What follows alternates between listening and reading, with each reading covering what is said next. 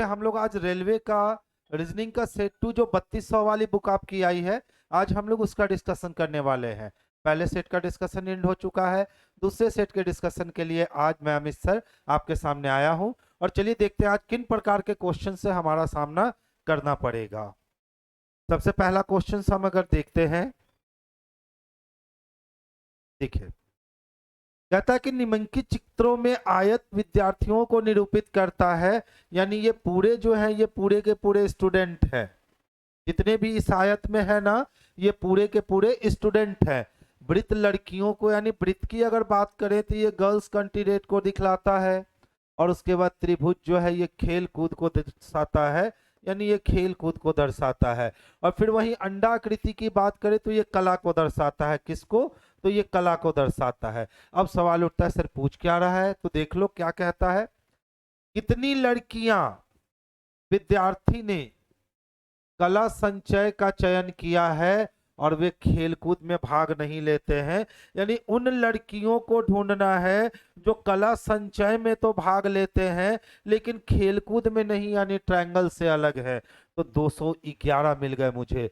फिर कहता है तथा ऐसे कितने विद्यार्थी हैं जो खेलकूद में भाग लेते हैं किंतु लड़कियां नहीं हैं और उन्होंने कला संचय में भाग लिया है।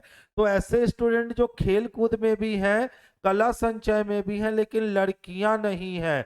तो ये फिर कितने बच गए? ये बच गए 178। यानी एक मुझे 211 चाहिए, एक मुझे 178 चाहिए। देखिए इसमें नहीं है, कैंसिल हो गया। 178 नहीं है, कैंसिल हो गया। 211 और 178 है, यानी ऑप्शन नंबर बी जो है पहले क्वेश्चन का हमारे लिए आंसर है। तो देखिए पहले के वेन डायग्राम और अब के वेन डायग्राम में आखिर रेलवे वालों ने इस बार अंतर क्या किया। तो पहले वेन डायग्राम से सिर्फ एक ही क्वेश्चन पूछते थे, अब उन्होंने दो क्वेश्चंस को एक साथ इंक्लूड कर दिया। यानी आपकी मेहनत, आपका टाइम उसने बढ़वा लिया और कुछ भी नहीं किया है। दूसरे क्वेश्चंस की ओर रुख करते हैं। देखिए सेकंड नंबर क्वेश्चंस की अगर हम बात करें, कहता अपार्टमेंट परिसर ने सूखे कचरे और गीले कचरे को अलग न करने वाले निवासियों पर भारी जुर्माना लगाने का निर्णय लिया है।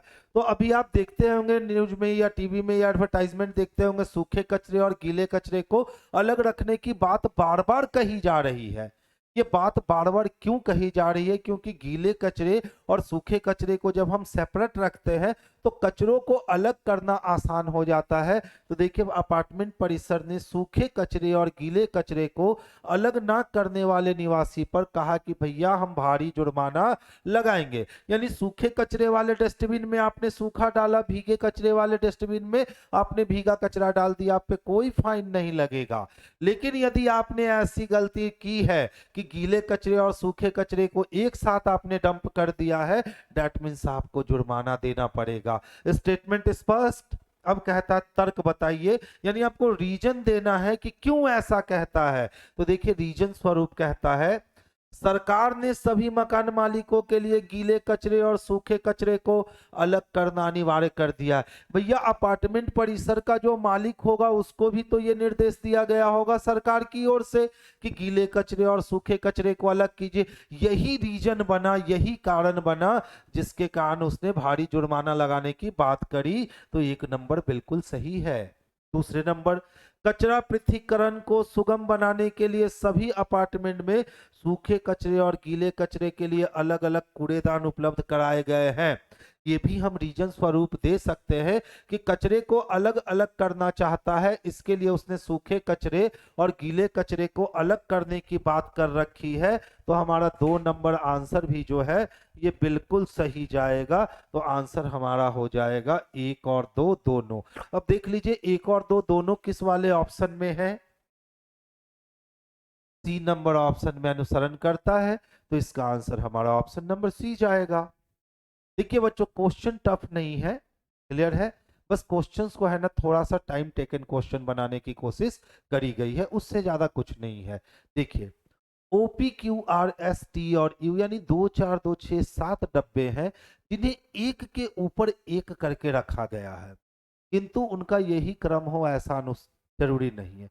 पहले इंफॉर्मेशन में उसने कहा आर और पी के बीच केवल एक डब्बा रखा गया है, तो जहां आर को रखूंगा जहां पी को रखूंगा इसके बीच में एक डब्बे को रखूंगा। अब ऊपर आर होगा या नीचे आर होगा कंफर्मेशन नहीं है, तो इसके साथ हम लोग वाइस वर्सा केस लगाएं और आगे चल दिए। फिर कहता है एस और टी के बीच में केवल एक डब्बे रखे गए हैं, तो एस और टी के बीच में भी जब एक डब्बा रखा गया है, फिर से कंफर्मेशन नहीं है कौन ऊपर कौन नीचे, यानी इसके साथ भी वाइस वर्सा केस ही जाएगा। अगले लाइन को जाते हैं। पी और क्यू के बीच में केवल एक डब्बा रखा गया। अब पी और क्यू के बीच में भी केवल एक ही डब्बा रखा गया, इसका मतलब इसके साथ भी वाइस वर्सा केस ही जाएगा। आगे चलते हैं। क्यू को सबसे नीचे रखा गया, देखिए क्लू मिल रहा है। क्यू को हमने सबसे नीचे रखा, तो मेरे पास 7 डब्बे थे, यानी क्यू 7वां है, तो 6 5 4 3 2 और ये 1। अब ध्यान से देखना है, इस वाले ऑप्शंस के अनुसार P और Q के बीच में एक डब्बे है, तो P जब 7 नंबर पे, Q जब 7 नंबर पे है, तो P को 5 नंबर पे होना पड़ेगा। अगले लाइन की ओर चलते हैं। T को Q के ठीक ऊपर रखा गया है, तो Q के ऊपर जो ही हम T को रखते हैं, तो ये कहेगा कि T और S के बीच में एक डब्बे है, तो S को नीचे तो ला नहीं सकते, 7 डब्बे खत्म हो चुके, तो S को जाएंगे 4 नंबर पे लेकर। अब क्या कहता है देखिए, P और R के बीच में एक डब्बे हैं, तो P के नीचे R को ला नहीं सकते, तो R को ले जाना पड़ेगा ऊपर वाले डब्बे पे। अब पूछ रहा है एस और क्यू के बीच कितने डब्बे हैं, तो बाकी आप इन दोनों को अरेंज करो नहीं करो कोई फर्क नहीं कर पड़ता है। ओ यहाँ गया और यू यहाँ गया, ऐसा भी हो सकता है यू यहाँ हो और ओ यहाँ हो, लेकिन एस और क्यू के बीच में 2 डब्बे रखे गए हैं, उसके बिना भी हमें जानकारी मिल चुकी है, तो आंसर हमारे हो गए 2, यानी कि option number B. Next question की ओर चलता हूं मैं। देखिए इस बार कहता है ना कि 7 मित्र हैं और वो एक वृत्ताकार मेज के परिधि पर मेज के केंद्र की ओर मुख करके बैठे हैं। तो सबसे पहला काम करना है कि एक सर्किल ड्रॉ कर लो, आप इसमें 7 लोगों की बैठने की व्यवस्था कर लो, और सारे का मुख जब केंद्र की ओर है, तो राइट बोले तो एंटी क्लॉकवाइज मूव कर लेंगे और लेफ्ट बोले तो क्लॉकवाइज मूव कर लेंगे। अब इसके अकॉर्डिंग कहता है कि Q और S के बीच में केवल R बैठा है, तो Q और S के बीच में केवल R बैठा है, इसका मतलब है कि Q और S की पोजीशन फिक्स नहीं हुई है। नोटिफिकेशन नहीं आया है सर, बिल्कुल बाबू चला गया होगा।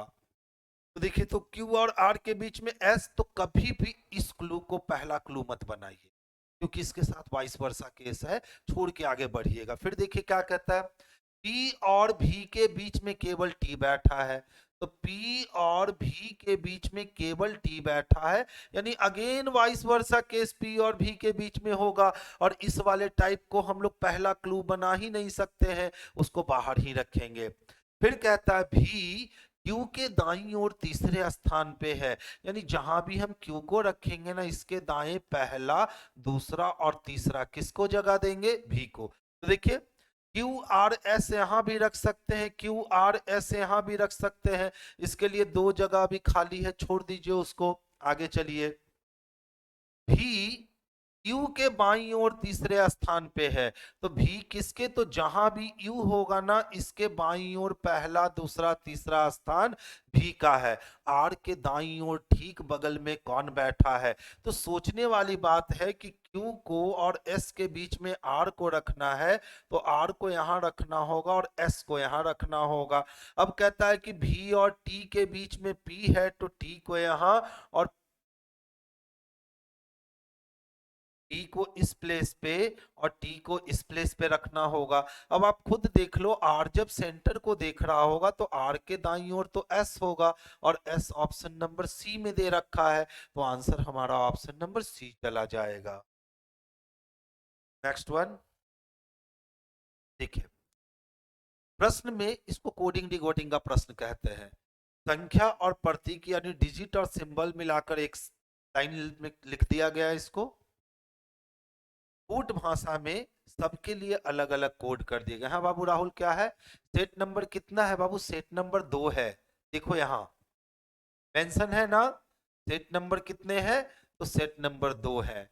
हर सेट को मैं मेंशन कर दूंगा। आप लोग बुक ले लीजिए, घर से बना करके आइए और यहाँ पे सिर्फ डिस्कशंस को देखिए और अपने को फास्ट बनाइए। बस इतना ही काम करना है। तो देखिए, नंबर और सिंबल का सीरीज तैयार किया, उसके नीचे सबको डिकोड कर दिया कि किसके लिए क्या लिखेंगे। अब इसके बाद कुछ शर्त होंगे।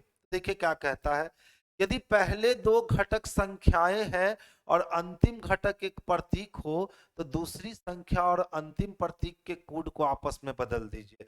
तो इसके अनुसार पहले दो घटक संख्याएं हैं, पहला दो घटक संख्या है ना, और अंतिम घटक एक प्रतीक है। तो देखिए अंतिम घटक भी संख्या है, इसका मतलब इस पे पहला शर्त लागू नहीं होगा।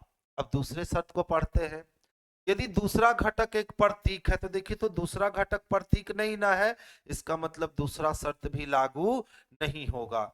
यदि प्रश्न में कोई ऐसी संख्या है जिनके ठीक पहले एक अभाज्य संख्या है तो प्रश्न में आने वाली पहली और अंतिम संख्या के कूट को आपस में बदल दिया जाना चाहिए। देखिए कहता है, यदि प्रश्न में कोई ऐसी संख्या है जिसके ठीक पहले एक अभाज्य संख्या है, तो 9 के ठीक पहले एक अभाज्य संख्या है ना, 8 के पहले सिंबल है, 3 के पहले हैश है।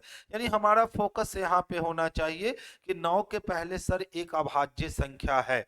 तो क्या कहता है, तो प्रश्न में आने वाली पहली और अंतिम संख्या के कूटों को आपस में बदल देना चाहिए। यानी 7 का स्थान लास्ट में और 3 का स्थान पहले। तो पीछे जाते हैं और 7 और 3 के लिए देखते हैं क्या लिखा गया।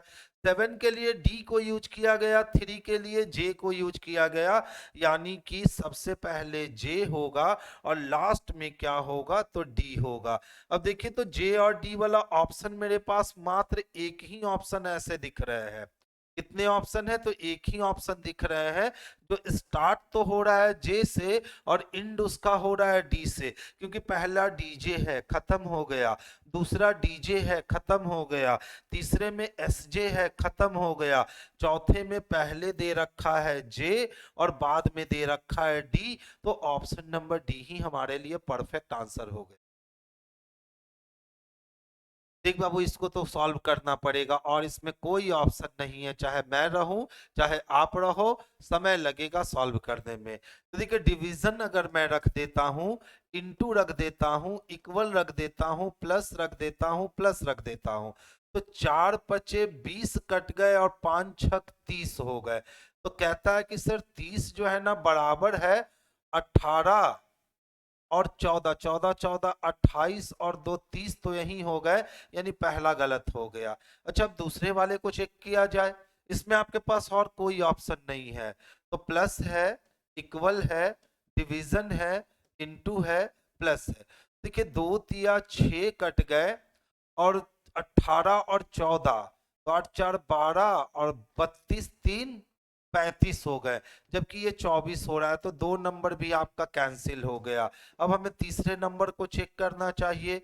तो पहले कहता है डिवीजन लगाओ, फिर कहता है इनटू लगाओ, फिर कहता है माइनस लगाओ, फिर इक्वल टू और इनटू लगाओ। तो देखिए, तो अगर मैं करता हूं तो 4 पचे 20 कट गए क्या, 6 पचे 30 माइनस 2 गए। अच्छा, ये प्लस लगाने बोला है जी।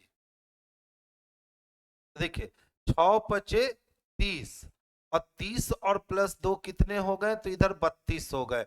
और इक्वल टू के बाद 18 प्लस 14 भी 32 हो गए। यानी ऑप्शन नंबर सी जो है ना, यही इसके लिए परफेक्ट आंसर है। तो ऐसे क्वेश्चंस को हम लोग आगे जाके स्किप करना शुरू कर देंगे, क्योंकि इन क्वेश्चनों में कोई दम होता नहीं है। नेक्स्ट देखिए, ध्यान से समझिएगा। COWBOY है, OWBOY है। ऑफ बॉय को क्या लिखता है, तो WOCYOB। इसका मतलब शुरुआत के 3 लेटर को इंटर क्रॉस किया, बाद के 3 लेटर को इंटर क्रॉस किया। इसी तरह TANGLE, टैंगल को क्या लिखता है, तो NATL। देख लो, बाद के 3 लेटर को इंटर क्रॉस, शुरुआत के 3 लेटर को इंटर क्रॉस। अब कहता है भैया ऐसा वाला ऑप्शन आपको कहाँ मिलेगा। देखिए तो पहले को तीसरा बनना है ना, पहला एम यहाँ दूसरा ही बन सका, कैंसिल हो गया। एफ को तीसरा बनना है, बन गया।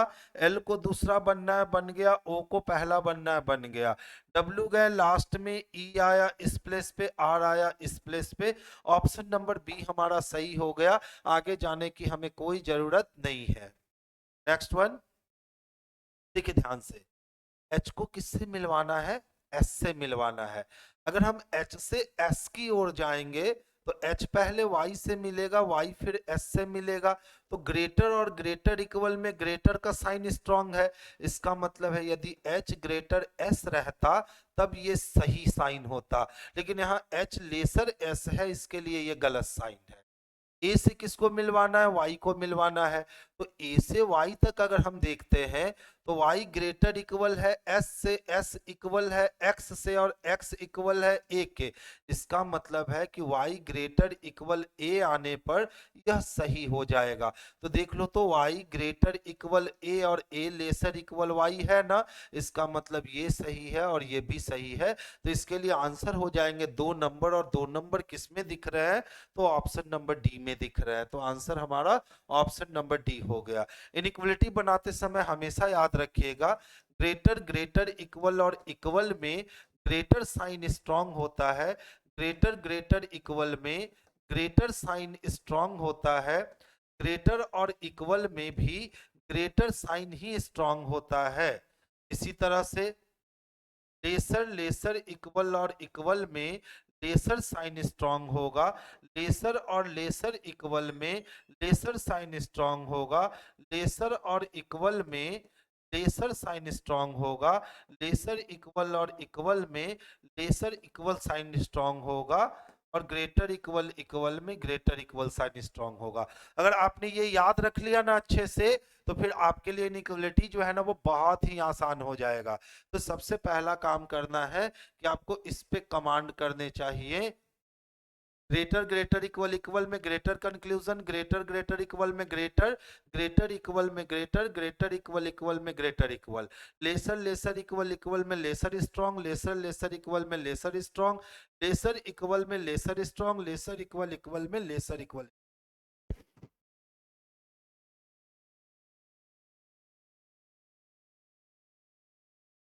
देखिए इस बार रेलवे ने इस टाइप के क्वेश्चंस को बहुत ही शिद्दत से और बहुत ही अच्छे से को माइंड सेट करवाया है। जैसे देखिए ध्यान से देखिएगा, 35 है, 29 है। यदि मैं 35 में से 29 को माइनस कर लेता हूँ, मुझे 6 मिलेंगे ना। और अगर 6 को मैं 2 से मल्टीप्लाई कर देता हूँ तो 6 2 जा 12 मिल जाएंगे। यानी फर्स्ट और थर्ड को माइनस करने के बाद 2 से इंटू करने पे 12 मिल जा रहा है। इसी तरह अगर मैं बड़े वाले 31 को पकड़ूं और इसमें से अगर मैं 23 को माइनस कर दूं, तो 23 को माइनस जो ही करूंगा मुझे 8 मिलेंगे। 8 को अगर मैं 2 से गुना कर देता हूं तो 8 दूना मुझे 16 मिल जाएंगे। मिल चुके हैं। अब देखना है ऐसी व्यवस्था किसमें आखिर चल रही है। तो ध्यान से देखिए तो 23 में से अगर मैं 19 घटाता हूं तो 4 मिलेंगे, 4 दूना 8 हो जाएंगे। ऑप्शन नंबर ए मिल गया। अगर मैं 21 में से 18 घटाता हूं तो 3 मिलेंगे और 3 दूना 6 होंगे, कैंसिल हो गया। अगर मैं 29 में से 21 घटाता हूं तो 8 मिलेंगे, 8 दूना 16 होना चाहिए था, कैंसिल हो गया। अगर मैं 33 में से 27 को घटाऊं तो 5 बचते हैं और 5 दूना 10 होना चाहिए था, कैंसिल हो गया। यानी ऑप्शन नंबर ए ही एकमात्र ऐसा ऑप्शन है जिसमें हम 23 में से 19 को अगर माइनस कर लेते हैं तो हमारे पास 4 बचता है, और 4 को 2 से मल्टीप्लाई करते हैं तो हमारे पास 8 आ जाता है। बिल्कुल वैसा ही रूप दे रखा है, तो आंसर हमारा ऑप्शन नंबर ए चला जाएगा। क्लियर है।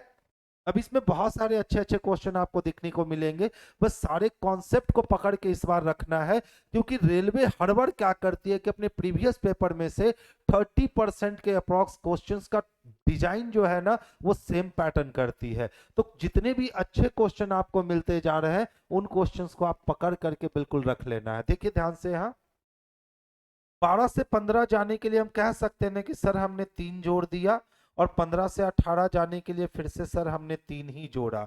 इसी तरह से देखिए 45 से 35 जाने के लिए सर हमने 10 माइनस कर दिया और 35 से 25 जाने के लिए सर हमने 10 माइनस कर दिया। यानी पहले वाले में 3-3 कॉमन फैक्टर जुटा है और दूसरे वाले में 10-10 कॉमन फैक्टर घटा है। एक तरीका तो ये है पकड़ने का। अच्छा, दूसरा तरीका देखिए तो अगर मैं 12 को और 18 को ऐड कर देता हूं तो 12-18 30 हो जाएंगे और बटा 2 कर देता हूं तो 15 मिल जाए। मिल गया क्या? इसी तरह से अगर मैं 45 को और 25 को ऐड कर देता हूं तो 5-5 10 के लिए 0 हो गए, 4-2 6 और 1 7, 70/2 कर दूं तो 35 मिल जाएंगे। यानी सेम क्वेश्चन पे हम लोग दो कॉन्सेप्ट यूज कर सकते हैं। पहला कॉन्सेप्ट दोनों के बीच का अंतर 3-3 था, दोनों के बीच का अंतर 10-10 था। दूसरा कॉन्सेप्ट कहता है कि पहले और अंतिम को जोड़ दीजिए और जो मान आता है उसको आधा कर दीजिए, आपको मिडिल वाला मिलेगा। पहले अंतिम को जोड़ दीजिए, जो मान आता है उसका आधा कर दीजिए, आपको मिडिल वाला मिल जाएगा। दोनों में से जो मन करे हम लगा सकते हैं। तो देखिए 15 + 5 20, 20 + 5 25, 13 से 3 गया और फिर 7 बढ़ गया, कैंसिल हो गया। 14-14 28 और फिर 14 हो गए, कैंसिल हो गया। 19 से 1 कम हुआ और फिर 17 कम हुआ, कैंसिल हो गया। तो इस वाले कॉन्सेप्ट से भी ऑप्शन नंबर ए चला गया। अच्छा, दूसरे वाले कॉन्सेप्ट की हम बात करते हैं तो देखिए 25 और 15 को जोड़ेंगे तो 40 होगा और 40 का आधा 20 होगा। यानी दोनों कॉन्सेप्ट से हमारा आंसर ए नंबर ही आ रहा है। जबकि यहाँ 17 और 13 को जोड़ेंगे तो 17 3 20 10 30 का आधा 15 चाहिए, नहीं मिला। 14-14 को जोड़ेंगे तो 28 का आधा 14 चाहिए, नहीं मिला। अगर 19 और 1 को जोड़ेंगे तो 20 का आधा 10 चाहिए, नहीं मिला। तो किसमें मिल रहा है? तो ऑप्शन नंबर ए। तो एक लौता ऑप्शन नंबर ए बाबू ऐसा है जिसमें 15 और 25 को हम ऐड करते हैं तो 40 होता है, 40 का हाफ करते हैं ना तो 20 मिल जाता है। यानी इसका परफेक्ट आंसर कौन है? तो ऑप्शन नंबर ए है। सर पीडीएफ अपलोड नहीं हुआ है, अपलोड करवा दीजिए। चलिए बाबू, ध्यान रखूंगा। मैं अभी बात कर लेता हूँ पीडीएफ अपलोड हुआ है कि नहीं। फिर भी मैं चाहूंगा ना कि आप अपने लिए एक बुक खरीद लो मार्केट से। नसीर भाई, नसीर भाई, इसमें पीडीएफ अपलोड नहीं किए हैं। देखिए इसमें चूक मत कीजिएगा, बच्चों को प्रॉब्लम होती है। ठीक है, चलिए बाबू, ऐसे उनका कहना है कि पीडीएफ अपलोड हो चुका है, ऐसे में फिर से दोबारा करवा दूंगा। ठीक है सुमन, आगे चलूं मैं? चलिए नेक्स्ट क्वेश्चंस को देखिए। वही हमने कहा था, जो क्वेश्चन इजी होंगे ना उसको जल्दी कवर करूंगा और जो क्वेश्चन टेढ़े होंगे उस पर समय अच्छे से दूंगा, ताकि इस बार आपसे कोई गलती ना हो और आपकी रिजल्ट हमारे तरफ से श्योर हो जाए।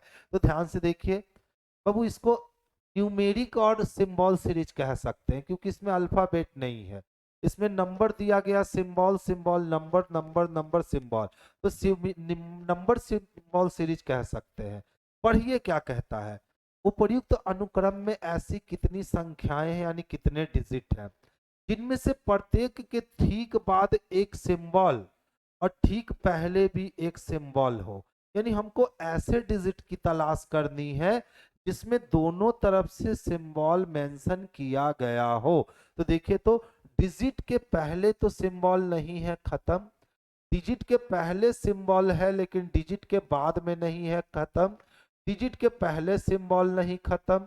डिजिट के पहले सिंबल नहीं, खत्म। डिजिट के पहले भी सिंबल और डिजिट के बाद भी सिंबल, एक मिल गए। डिजिट के पहले भी सिंबल और डिजिट के बाद भी सिंबल, दो मिल गए। डिजिट के पहले सिंबल है लेकिन बाद में नहीं, कैंसिल। डिजिट के पहले नहीं है, कैंसिल। डिजिट के पहले भी सिंबल और डिजिट के बाद भी सिंबल, यानी तीन मिल गए। डिजिट के पहले है लेकिन बाद में नहीं, तो एक दो और तीन ही ऐसे मिले जिसमें डिजिट के पहले भी सिंबल है और डिजिट के बाद भी सिंबल है। तो ऑप्शन नंबर ए हमारे लिए परफेक्ट आंसर है। नेक्स्ट वन ध्यान से देखिएगा। P को किससे मिलवाना है? तो P को S से मिलवाना है। तो P से अगर हम S तक का सफर तय करते हैं तो इक्वल टू, लेसर इक्वल और लेसर, इक्वल लेसर में लेसर स्ट्रांग होगा, इसका मतलब है कि P को लेसर होना चाहिए S से। अगर P लेसर होता S से तो हम इसको सही करते, लेकिन ऑलरेडी यहाँ P को ग्रेटर बना दिया है S से, इसीलिए ये बिल्कुल गलत हो जाएगा। दूसरा नंबर देखते हैं, Z को किससे मिलवाना है? Q से। तो Z तक अगर हम Q तक जाते हैं तो ग्रेटर है, ग्रेटर इक्वल, ग्रेटर और इक्वल है। तो ग्रेटर ग्रेटर इक्वल, ग्रेटर और इक्वल में ग्रेटर को स्ट्रांग होना चाहिए, यानी जेड को ग्रेटर होना चाहिए क्यू से, तब यह सही होता। इस वाले प्लेस पे तो जेड लेसर है ना क्यू से, इसीलिए ये गलत हो जाएगा। यानी समीकरण हमारा एक भी गलत हो गया और समीकरण हमारा दो भी गलत हो गया। तो हम कहेंगे सर ऑप्शन नंबर डी जो है ना, इसके लिए बिल्कुल परफेक्ट वाला आंसर है। नेक्स्ट वन देखेंगे। देखिए ये टाइम टेकिंग क्वेश्चन है, सबको उतना ही टाइम लगना है। प्लस का अर्थ डिवीजन है, तो सबसे पहले हमने प्लस को डिवीजन में चेंज कर लिया। माइनस का अर्थ इनटू है, और फिर कहता है इनटू का अर्थ प्लस है, और फिर कहता है डिवीजन का अर्थ माइनस है। अब पॉड मास का रूल लगा लेना है, तो ध्यान से देखिए, 4 चको 16 हो गए, 8 चको 32 हो गए, 32 में 2 जुट गए 34 हो गए, और 34 में से 3 माइनस कर लिया तो 31 हो गए। यानी ऑप्शन नंबर डी जो है ना, इसके लिए परफेक्ट आंसर है। अच्छा 12 नंबर नहीं बन रहा है, कुछ नहीं है बाबू, 12 नंबर का जो है ना राहुल कॉन्सेप्ट है, तो ध्यान से समझिएगा, मैं एक्सप्लेन कर देता हूं। राजा, रानी, मंत्री, ध्यान से समझिएगा। जहां नहीं, इसीलिए बोलता हूं लाइव रहिए बच्चे, जहां नहीं समझिएगा बताइएगा, मेरे पास समझाने का बहुत सारा तरीका है। ग्रेटर को बाबू हम राजा कहेंगे, ग्रेटर इक्वल को रानी कहेंगे, इक्वल टू को मंत्री कहेंगे। तो आप सोच कर बताओ, यदि राज दरबार में राजा रानी मंत्री तीनों बैठे हैं तो स्ट्रांग कौन होगा? तो सर राजा होगा। अच्छा अगर राज दरबार में राजा बैठा है, रानी बैठी है, मंत्री छुट्टी लेके घर चला गया है, तो राजा रानी में स्ट्रांग कौन होगा? तो राजा होगा। राज दरबार में राजा बैठा हुआ है, मंत्री बैठा हुआ है, रानी छुट्टी पे गई हुई है, यानी राजा और मंत्री मिलके राज दरबार को चला रहे हैं, तो स्ट्रांग साइन कौन होगा? तो राजा होगा। अब देखा मंत्री भी छुट्टी ले लेता है, रानी भी छुट्टी ले लेती है, राजा बोला हम गधा है क्या जो जिंदगी भर काम करे, तो अब राजा छुट्टी लेके चला गया और रानी और मंत्री को बोला कि आप लोग हमारे राज्य को देखिए।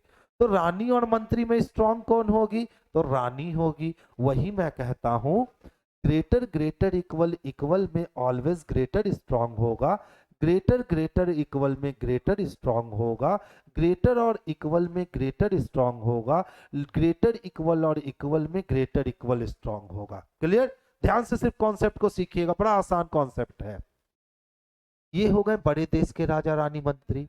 अब आते हैं लेसर वाले का, तो लेसर को हम लोग समझेंगे राजा है, लेसर इक्वल को समझेंगे रानी है, और इक्वल टू को समझेंगे कि मंत्री है। तो बताइए राजा रानी मंत्री में कौन स्ट्रांग है? तो राजा स्ट्रांग है, यानी लेसर लेसर इक्वल इक्वल में लेसर स्ट्रांग है। ठीक है, अब अगेन देखते हैं, राजा है, रानी है, मंत्री के पेट में दर्द हुआ, वो छुट्टी पे निकल गया, तो राज दरबार में राजा रानी बैठे हैं ना, तो स्ट्रांग कौन? तो राजा के रहते हुए राजा ही स्ट्रांग होगा। अगर राजा है, मंत्री है, रानी छुट्टी लेकर घर गई घूमने, तो स्ट्रांग साइन कौन है? तो राजा है। अगर राजा ही छुट्टी पे चला जाए, रानी और मंत्री हो, बस यही दोनों हो, तब स्ट्रांग साइन कौन है? तो रानी स्ट्रांग साइन है। रानी क्या है? स्ट्रांग साइन है। बस इसी को हमें आधार बना लेना और कुछ नहीं करना। ध्यान से देखिए, P से किसको मिलवाना था? S को। तो P से S तक आने के लिए मुझे इक्वल, लेसर इक्वल और लेसर मिला, इसका मतलब इक्वल, लेसर इक्वल और इक्वल मिला, यानी राजा रानी मंत्री मिल गए। तो राजा रानी मंत्री में स्ट्रांग कौन? तो राजा स्ट्रांग। कौन स्ट्रांग? राजा स्ट्रांग। इसका मतलब है कि राजा अपना मुंह किधर बंद करेगा? तो पी की तरफ बंद करेगा। तो यदि राजा का मुख पी की तरफ बंद है तो ये सही है, लेकिन यहां तो राजा का मुख पी की तरफ खुला हुआ है ना, इसीलिए ये गलत हो गया। क्लियर? नेक्स्ट देखिए, जेड से किसको मिलवाना है? क्यू को। तो जेड से अगर हम क्यू तक आते हैं तो ग्रेटर यानी राजा है, ग्रेटर इक्वल यानी रानी है, ग्रेटर यानी राजा है, और इक्वल टू यानी मंत्री है। तो राजा, रानी, राजा, मंत्री में कौन स्ट्रांग? राजा स्ट्रांग। राजा अपना मुंह किधर खोलेगा? जेड की तरफ। यदि राजा का मुख जेड की तरफ खुला होता तो हम सही कर देते, लेकिन यहाँ राजा का मुख तो जेड की तरफ बंद है ना, इसीलिए ये गलत हो गया। बस सिंपल सा कॉन्सेप्ट है और कुछ भी नहीं है। क्लियर है? आगे चल रहा हूं मैं नेक्स्ट क्वेश्चन की ओर। 14 नंबर देखिए, ध्यान से समझिएगा। कहते हैं सभी फोन टैबलेट है, कोई टैबलेट कैलकुलेटर नहीं है, और सभी ड्राइव कैलकुलेटर है। तो जितने भी फोन थे ना मेरे पास, सभी फोन क्या थे? तो सभी फोन टैबलेट थे। जितने भी फोन थे वो टैबलेट थे। फिर क्या कहता है?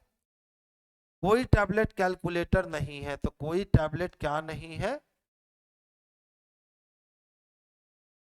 कैलकुलेटर नहीं है। और तीसरा क्या कहता है? सभी ड्राइव कैलकुलेटर हैं। जितना भी ड्राइव है ना, वो सबके सब कैलकुलेटर है। यही वाली वेन बननी है। अब ध्यान से देखिए, कुछ ड्राइव फोन है। एक मिनट रुक जाइए।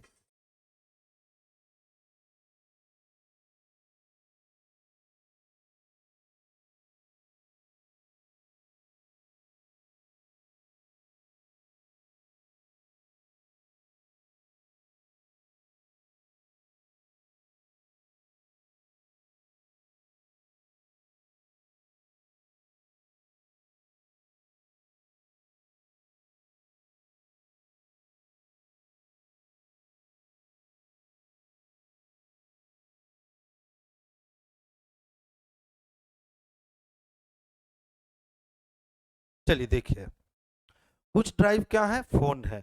अच्छा बताओ, ड्राइव तो कैलकुलेटर के अंदर है ना, और कैलकुलेटर की दुश्मनी टैबलेट के अंदर है, तो टैबलेट के अंदर फोन है। तो दोनों तो एक दूसरे का बड़ा गोला दुश्मन है, तो बड़े गोले के अंदर छोटा गोला भी दुश्मन होगा, यानी ये संभव नहीं है।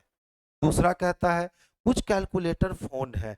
अच्छा बताइए तो, कैलकुलेटर की दुश्मनी टैबलेट से है ना, और जितने भी फोन है वो तो टैबलेट के अंदर है ना, इसका मतलब कि फोन की दुश्मनी किससे है? कैलकुलेटर से है। तो दूसरा भी गलत हो गया। कोई टैबलेट ड्राइव नहीं है। अब देखिए, टैबलेट की दुश्मनी किससे है? कैलकुलेटर से, और कैलकुलेटर के अंदर ड्राइव है। तो जब टैबलेट और कैलकुलेटर में ही 100% दुश्मनी है, तो ड्राइव और टैबलेट में भी 100% दुश्मनी होगी। यानी तीसरा नंबर जो है वो बिल्कुल सही है। तो आंसर क्या चला गया? ऑप्शन नंबर डी चला गया। नेक्स्ट वन, ध्यान से देखिएगा। ये वाला सर्किल मेल को दिखाया है, ये बाइलिंगुअल को दिखाया है, और नीचे वाला सर्किल जो है अकाउंटेंट को दर्शाया है। क्या कहता है? ऐसे कितने अकाउंटेंट हैं जो द्विभाषी भी हैं? तो देखिए, हमको अकाउंटेंट तो चाहिए ही चाहिए, लेकिन वो कैसा अकाउंटेंट चाहिए? तो द्विभाषी चाहिए। तो ये 15 भी ऐसा अकाउंटेंट होगा जो बाइलिंगुअल होगा, और ये 9 भी ऐसा अकाउंटेंट होगा जो बाइलिंगुअल होगा। क्या उसने मना किया है कि मेल नहीं होना चाहिए? मना तो नहीं किया है। तो हम लोग 15 को और 9 को आपस में जोड़ लेंगे, तो 15 और 9 कितने हो गए? 24 हो गए। 24 किस में है? डी में है। अगर यही कहता ऐसे कितने अकाउंटेंट हैं जो द्विभाषी है लेकिन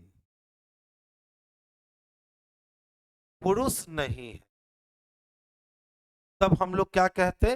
तब हम लोग 9 कहते। या कहता कि कितने ऐसे कंटेंट है जो केवल द्विभाषी हो सकते हैं, तब भी हम लोग किसको लगाते? 9 को। लेकिन यहाँ पे उसने कंटेंट जो द्विभाषी यानी बाइलिंगुअल मांगा था, लेकिन उसने मना नहीं किया कि मेल नहीं चाहिए। तो इस कंडीशन में 15 और 9 को जोड़ करके 24 को पूरा करेंगे, जो हमारा ऑप्शन नंबर डी में स्पष्ट रूप से दिखने लगेगा। नेक्स्ट वन देखोगे आप, देखिए बड़ा आसानी से बनता है कैलेंडर का क्वेश्चन, इसमें कुछ भी दम नहीं होते हैं। 15 मार्च 2022 है ना, और 15 मार्च 2020 को आना है। डेट और मंथ में कुछ करना ही नहीं है क्योंकि बैलेंस है। 2 साल का अंतर है, और 20 लीप ईयर तो है, लेकिन 15 मार्च तक ही रुक जाएंगे। तो 29 फरवरी उसमें काउंट नहीं होगा, यानी बस 2 दिन पीछे आने हैं। तो मंगलवार से 2 दिन पीछे आएंगे तो सोम नहीं रवि हो जाएगा, तो इसका आंसर हो गया रविवार। इसका आंसर क्या हो गया? रविवार। अब इसके लिए बच्चे लिख डालते हैं 15 मार्च 2022 को ट्यूसडे है, तो जाना कब है? तो 15 मार्च 2020 को पहुंचना है। तो डेट बैलेंस है, मंथ बैलेंस है, ईयर के बीच अंतर 2 साल का है, लीप ईयर की संख्या इनके बीच 0 आएगी। अब बोलोगे सर 20 तो लीप ईयर है, लेकिन आपने काउंट क्यों नहीं किया? तो बाबू 15 मार्च को ही हम रुके हुए हैं, उसके पहले 14, 13, 12, 11 करते जाएंगे, तब मुझे 29 फरवरी मिलेगा ना। इसका मतलब है कि 15 मार्च तक लीप ईयर का इफेक्ट नहीं पड़ेगा। तो मुझे पीछे जाना है, तो ट्यूसडे में 2 दिन मैंने माइनस किया और मैं कहां पहुंच गया? संडे को पहुंच गया। तो जितना हमने लिखा उतना हमने सोचा, सोचकर बनाऊंगा जल्दी बनेगा, लिखकर बनाऊंगा टाइम लगेगा। नेक्स्ट वन देखिए, देखिए ध्यान से समझिएगा। 124 से 129 जाने हैं, इसका मतलब है इस प्लेस से इस प्लेस तक आने में 5 बढ़ जाएंगे। अब 29 से मुझे 36 जाने, यानी इस प्लेस से इस प्लेस आने में 7 बढ़ जाएंगे। 36 से 45 जाने में 9 बढ़ जाएंगे, और 45 से 56 जाने में 11 बढ़ जाएंगे। तो ये तो ऑड नंबर चल रहा है ना, 5, 7, 9, 11, तो अब तो इस पे 13 बढ़ने चाहिए ना। तो 6, 3, 9 हो गए, 5, 1, 6 हो गए, और एक के लिए यानी 169 चाहिए। 169 ऑप्शन नंबर सी में स्पष्ट रूप से दिख रहा है, तो ऑप्शन नंबर सी हमारे लिए परफेक्ट आंसर हो गया। 17 में तो कुछ है नहीं जी, आप बनाने से पहले कह दे रहे हो कि सर रिपीट कीजिए। 124 है, 129 है, 136 है, 145 है, 156 है, और नेक्स्ट वन इज पूछता है कि व्हाट है।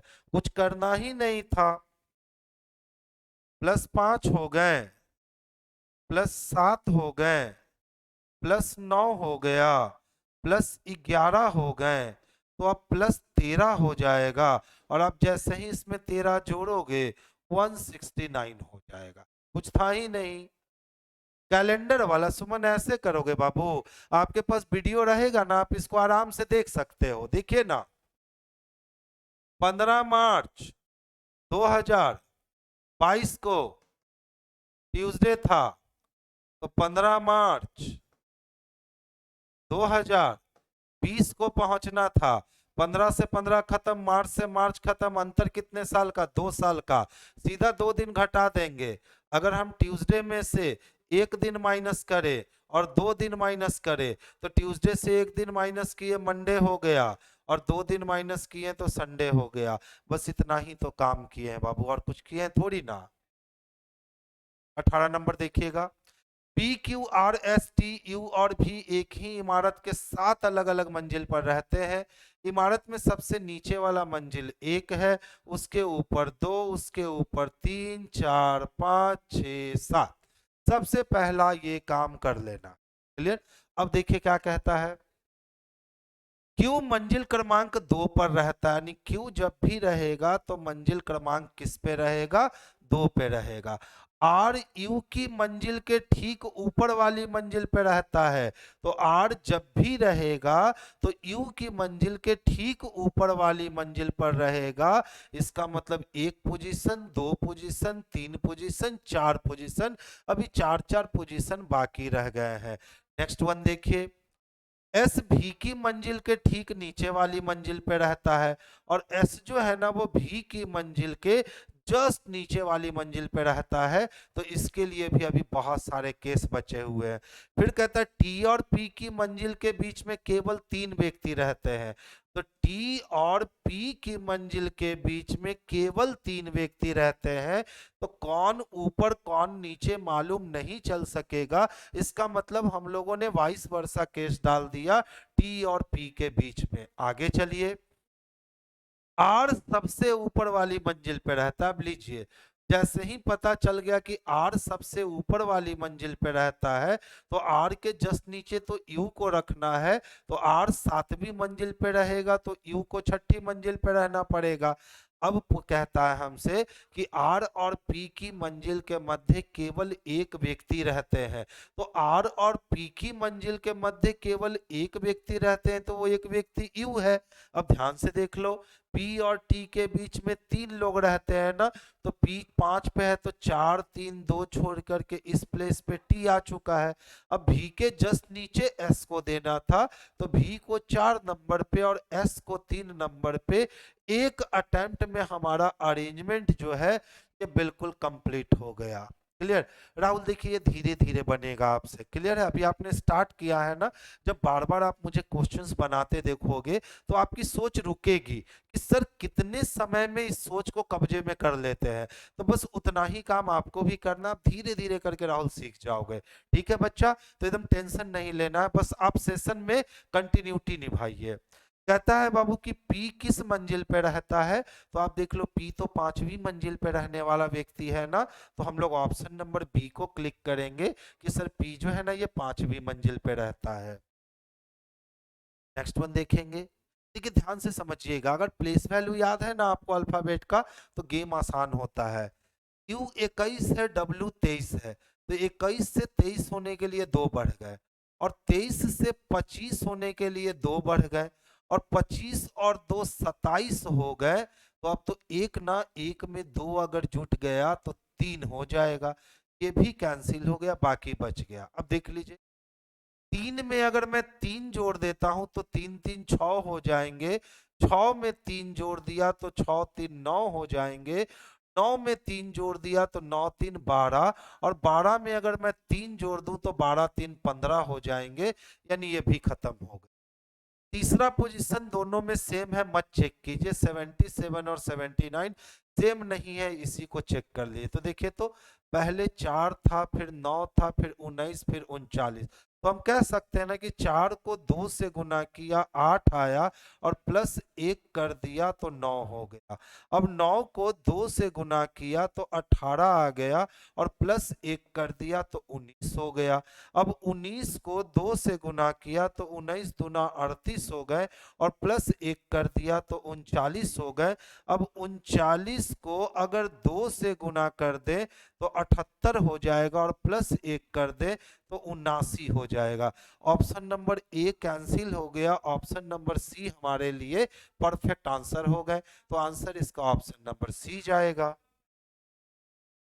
देखिए अल्फा न्यूमेरिक सिंबल सीरीज दिया गया, कहता दी गई श्रृंखला की सभी सम संख्याओं को एक ऐसी संख्या से बदल दिया जाए जो अभाज्य और सम दोनों ही हो।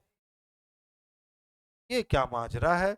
दी गई श्रृंखला के सभी सम संख्याओं को, तो सभी सम संख्या 4 हो गए, फिर क्या है सम संख्या 4 हो गया, सभी संख्या 2 हो गया, सभी सम संख्या 2 हो गया, यहाँ पे 2 हो गए, और यहाँ पे 2 हो गए। तो कहता है ऐसी संख्या से बदल दिया जाए जो अभाज्य और सम दोनों हो। तो इकलौता 2 ही तो है जो अभाज्य भी हो सकता है और सम भी हो सकता है। तो पूछता है तो इस प्रकार बनने वाली परिणामी श्रृंखला में ऐसी कितनी संख्याएं होंगी जिनके ठीक पहले एक अभाज्य संख्या और ठीक बाद में एक संख्या हो। यानी हमको एक ऐसा डिजिट चाहिए जिसके पहले इवन नंबर हो और बाद में क्या हो, तो एक सिंबल हो। खत्म। यानी इवन डिजिट सिंबल चाहिए। चलिए देखिए, अगर इसको हम 2 में बदल दें, ठीक है, तो ध्यान से देखिए, इवन के बाद मुझे डिजिट चाहिए, नहीं है, खत्म। अगर इसको हम 2 में बदल दें तो इवन के बाद डिजिट चाहिए, नहीं है, खत्म। इसको 2 को तो 2 में बदल नहीं सकते हैं, तो इसके बाद डिजिट नहीं है, खत्म। इसके बाद डिजिट नहीं है, खत्म। डिजिट नहीं है, खत्म। डिजिट नहीं है, खत्म। कहना क्या चाह रहे हो भैया? दी गई श्रृंखला की सभी सम संख्याओं को, यानी श्रृंखला में जितने भी सम संख्या, अच्छा यहाँ भी तो 2 में बदलेगा, 6 भी सम संख्या है, तो जितनी भी सम संख्याएं हैं जो अभाज्य और सम दोनों ही है, ऐसी संख्या से बदल दिया जाए जो अभाज्य और सम दोनों है। तो इस प्रकार बनने वाली परिणामी श्रृंखला में जो नया श्रृंखला बनेगा, कितनी संख्याएं होंगी जिनके पहले एक अभाज्य संख्या होगा। यानी कितना ऐसा संख्या होगा जिसके पहले एक अभाज्य, हम इवन ढूंढ रहे थे तभी हम सोचे कि मिस कहाँ हो रहा है। तो अभाज्य संख्या यानी प्राइम नंबर चाहिए। क्या चाहिए? डिजिट के पहले प्राइम नंबर चाहिए और उसके बाद एक सिंबल चाहिए। चलिए अब ढूंढना आसान।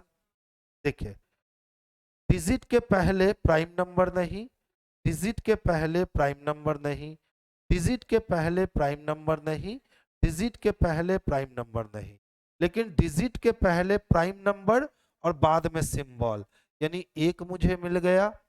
डिजिट के पहले प्राइम नंबर नहीं, डिजिट के पहले प्राइम नंबर नहीं, डिजिट के पहले प्राइम नंबर और बाद में सिंबल, दो मुझे मिल गए। डिजिट के पहले प्राइम नंबर नहीं, प्राइम नंबर नहीं, नहीं, डिजिट के पहले प्राइम नंबर नहीं, खत्म हो गया। डिजिट के पहले प्राइम नंबर और बाद में एक और मिल गए। डिजिट के पहले प्राइम नहीं, प्राइम नहीं, यानी एक दो और तीन किसमें है? तो ऑप्शन नंबर एक में है। अच्छा वाला क्वेश्चन था ये। एस टी यू भी डब्ल्यू और एक्स, यानी दो चार दो छह लोग एक ही इमारत के छह अलग अलग मंजिल पर रहते हैं। इमारत में सबसे नीचे वाली मंजिल एक है, इसके ऊपर वाली मंजिल दो है और सबसे ऊपर छह है। तो कौन कौन मंजिल? एक दो तीन चार पांच छह, ये छह मंजिल हमारे पास पूरे हो गए ना। आगे चलिए देखिए क्या कहता है। भी सबसे नीचे वाली मंजिल पे रहता है, तो सबसे नीचे वाली मंजिल तो वन है ना, यानी भी सबसे नीचे वाली मंजिल पे रहता है। एक्स और यू में से प्रत्येक एक सम क्रमांक वाली मंजिल पे रहता है। तो एक्स यू के लिए तो तीन ऑप्शन हो गए, या तो दो पे रह ले, या तो चार पे रह ले, या तो छह पे रह ले, क्योंकि एक्स और यू में से प्रत्येक को सम संख्या पे ही जाना है। फिर क्या कहता है? टी और डब्ल्यू के ठीक मध्य वाली मंजिल पे रहता है, तो टी और डब्ल्यू के ठीक मध्य वाली मंजिल पे रहता है। इसका मतलब ये प्रूफ नहीं हो सकेगा कि टी के ऊपर डब्ल्यू को जाना है या टी के नीचे डब्ल्यू को जाना है। छोड़ दिए। अगला लाइन क्या कहता है? डब्ल्यू मंजिल क्रमांक दो पे रहता है, तो देखिए फिक्स कर दिया कि डब्ल्यू को कहाँ रहना? दो पे। तो डब्ल्यू के ऊपर जस्ट टी आएगा और उसके जस्ट ऊपर यू हो चुका है। अब आपको पता है ना कि एक्स ये तीन जगह खाली थे, एक जगह डब्ल्यू ने कैप्चर किया, एक जगह यू ने कैप्चर किया, तो 6 नंबर पे एक्स आ जाएगा। क्लियर? मंजिल क्रमांक 5 पे कौन रहता है? तो जो बच गया है वो एस है और एस को ही रहना पड़ेगा 5 नंबर क्रमांक पे। इसका मतलब ऑप्शन नंबर सी है इसके लिए परफेक्ट आंसर है। तो आप सेट नंबर 2 को अगर ध्यान से देखे होंगे स्टार्टिंग से, तो इसमें height weight length fast and slow arrangement का गेम जो है वो बहुत क्वेश्चंस में दिया गया है। इमारत वाले क्वेश्चंस को बहुत ज्यादा तवज्जो दिया गया है। तो जिन बच्चों के सिटिंग अरेंजमेंट में इमारत वाले क्वेश्चन अच्छे थे उनको ये सेट लगाने में काफी आनंद आया होगा, लेकिन जिन बच्चों का कमजोर था उनको तो ये क्वेश्चन मजा दे दिया हो। नेक्स्ट क्वेश्चन की ओर चलता हूं। एक बाबू ध्यान से समझेगा। 21 है और 6, तो 21 और 6 हो गए 29, 29 और 5 34, 34 10 44 और 2 46, कुल का कुल मान आया 46 और लिख रखा है 50, यानी इसने 6 इसमें एक्स्ट्रा जोड़ दिया तो 50 कर सकता है। अच्छा देखिए तो 10 5 15 5 20 और 20 10 30 8 38, इसका कुल मान आया 38। 38 में अगर हम लोग 6 जोड़ देते हैं ना 44 तक पहुंच जाते हैं, यानी रियल मान को जोड़ करके उसमें 6 जोड़ देना है। अब बच्चे क्या करेंगे? तो पूरा लिख लेंगे। F E L 6 plus 21 plus 5 plus 12, यानी ये टोटल हो गए 46 और प्लस 6 जोड़ दिया तो ये हो गए 50। बच्चे लिखते हैं, बिल्कुल इतना लिख लेते हैं, जबकि यदि प्लेस वैल्यू आपको दिखता है तो नहीं लिखिएगा आप। 10 हो गए, 5 हो गए, 5 हो गए, 18 हो गए, 10 10 20 और ये 30 और 30 60 38 हो गए और प्लस 6 जुट गया तो 44 हो।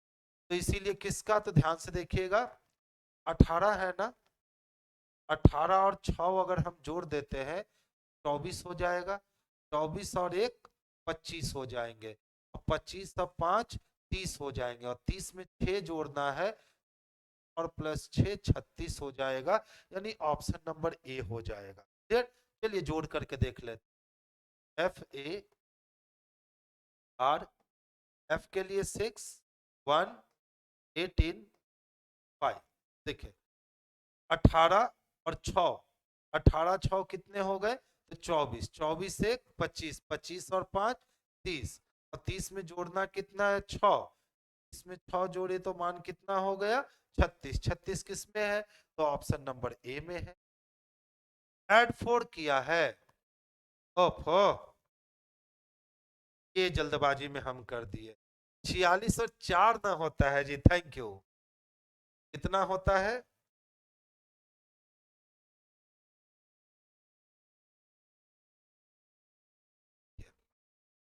6 प्लस 21 प्लस 5 और प्लस 12। क्लियर? 21 और 6 27, 27 और 5, 27 और 5 32 हो गए, 32 और 2 34, 10 44 हो गए। ठीक तो है? 5 2 7, 7 1 8, 8 6 14 का 4 हाथ में 1, 1 1 2, 2 1 3, 3 1 4, 6 ही ना जोड़ना पड़ेगा बाबू, 4 कहाँ जोड़ना पड़ेगा? तब ना मेरा 50 होगा। इसी तरह देखिए तो J के लिए कितना? तो 10, के लिए 5, E के लिए 5 और R के लिए 18। तो 10 5 15 5 20 10 30 और 8 38 हो गया। अब 38 में कितना जोड़ेंगे? 6 जोड़ेंगे तो 44 हो जाएगा। तो इसीलिए फेयर के लिए कितना? 6 प्लस 1 प्लस 18 प्लस 5, तो 18 और 6 कितने? 24 1 25 और 5 हो गए 30, और 30 में कितना जोड़ेंगे? 6 जोड़ेंगे, तो 30 और 6 कितने हो गए? तो 36 हो गए, यानी ऑप्शन नंबर ए हो। ठीक है, देखिए ध्यान से समझिएगा। 11 है 43 है 97 है 179, 179 है। बहुत स्पीड से बढ़ रहा है ना? ध्यान से देखिएगा, अंतर निकालिए। कितने का अंतर मिल गया? 10 का। 7 में से 1 गए 6 और 4 में से 2 गया 2, 26 का अंतर मिल गया। फिर से अंतर देखें, 7 में से 7 गए 0 और 9 में से 4 गया 5, यानी इस बार 50 का अंतर मिल गया। फिर से अंतर देखें, 9 में से 7 गए 2, 17 में से 9 गया 10, तो 2 का अंतर। ठीक है, अंतर का अंतर निकाल लो आप। कितने का अंतर है? खुला का अंतर है। फिर से देख लो कितने का अंतर है? 24 का अंतर है। फिर से देख लो कितने का अंतर है? तो 2 में से 2 हो गए और 10 में से 5 गए 5। ये तो कितना अंतर है? 16 से 24 जाने के 8 हो गया, और यहाँ 12 में से 4 गया 8 बच गए, और 4 में से 28 हो गए। अंतर निकलवाएगा जी। 9 में से 7 गए 2, ठीक है, और 17 में से 9 गया।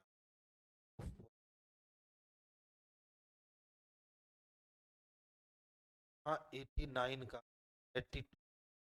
9 में से 7 गया 2 और 17 में से 9 गए तो 8, 82। इसका मतलब कितने का अंतर लिया? 32 का अंतर लिया। ये अंतर भी कितने हो गए? 8 हो गए। इसका मतलब इस अंतर को भी कितना करना है? 8 करना है। तो 32 में 8 जोड़ दूंगा तो कितने हो जाएंगे? 40। 82 में 40 जोड़, तो 8 4 12, यानी 122 का अंतर लेगा।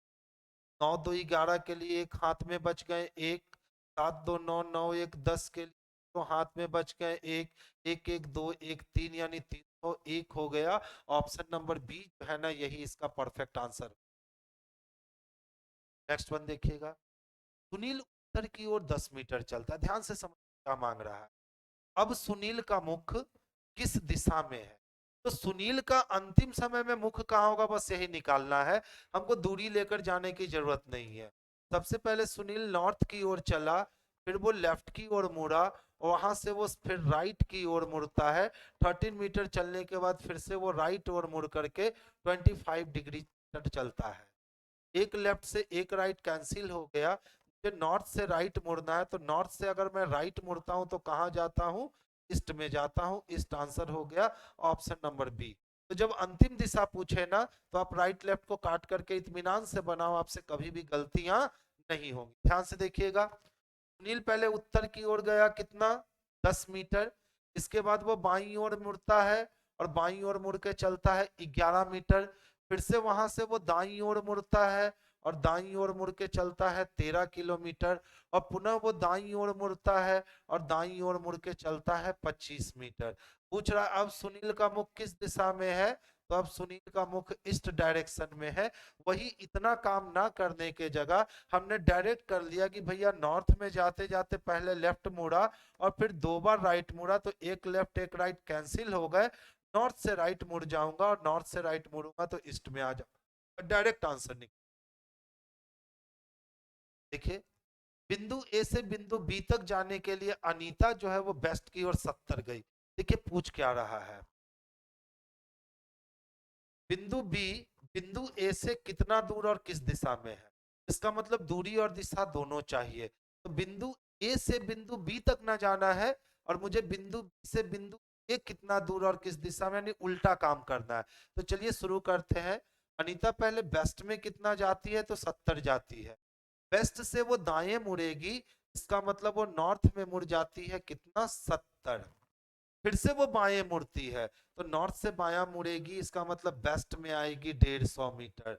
और फिर से वो बाएं मुड़ती है तो वेस्ट से बायां मुड़ने का मतलब है कि साउथ में जाती है, कितना 70।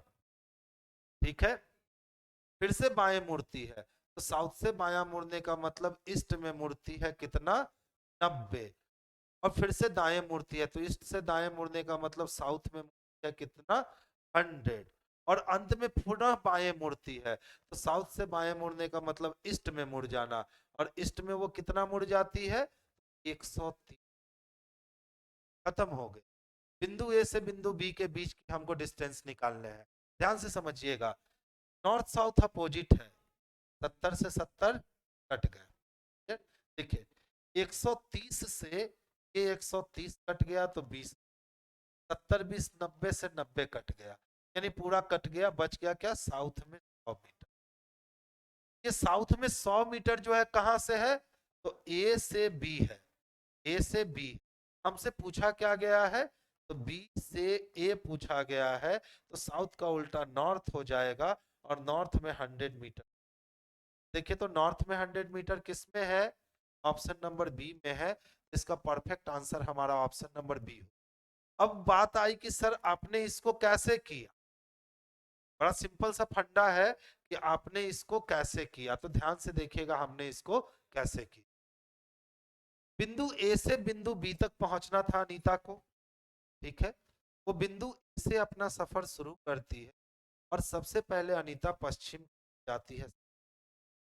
तो बिंदु ए से अनीता ने शुरू किया और वो पश्चिम और सबसे पहले गई, कितना 70 मीटर। कहता उसके बाद वो दाएं मुड़ती है और 70 मीटर चलती है। तो यहाँ से पुनः वो दाया मुड़ी और कितना गई, 70 मीटर। फिर से वो बाएं मुड़ती है और 150 मीटर चलती है। तो यहाँ से वो बायां मुड़ गई और कितना चलती है, 150 मीटर। फिर से वो बाएं मुड़ी और 70 मीटर चली। तो यहाँ से बाएं मुड़कर फिर से आ गई 70 मीटर, यानी इस लाइन के पैरेलल। फिर से वो बाएं मुड़ी और 90 मीटर चली। तो यहाँ से वो बाएं मुड़ेगी ईस्ट में और कितना चलेगी, 90 मीटर। फिर से वो दाएं मुड़ी और कितना गई, तो 100 मीटर। अब बताइए यहाँ से अगर कोई दाईं ओर मुड़ेगा और 100 मीटर जाएगा तो यहाँ से दाया तो कहाँ चला जाएगा, नीचे चला जाएगा ना।